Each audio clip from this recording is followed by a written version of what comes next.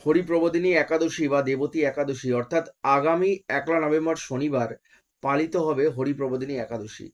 এই একাদশী তিথি কিন্তু তুলসী বিবাহ নামেও পরিচিত। অর্থাৎ এই একাদশী তিথিতে যদি আপনি একাদশীর ব্রত পালন করেন, আপনার জীবনের সর্ব পাপ ক্ষয় হয়, আপনার জীবনে উন্নতির জোয়ার আসে, সৌভাগ্য বৃদ্ধি হয়, সৌভাগ্য লাভ হয়। এই একাদশী তিথিতে অবশ্যই 5টি কাজ করতে হবে। কি করবেন? এই একাদশীর তিথিতে অবশ্যই তুলসী গাছে জল নিবেদন করুন, তুলসী গাছের পুজো করুন এবং তুলসী গাছের সামনে 5টি প্রদীপ প্রজ্বলন করুন। অবশ্যই ঘিয়ের প্রদীপ, অত্যন্ত শুভ ফল প্রাপ্তি হয়। এই একাদশী তিথিতে অবশ্যই ভগবান বিষ্ণুকে 11টি তুলসী পাতা নিবেদন করুন।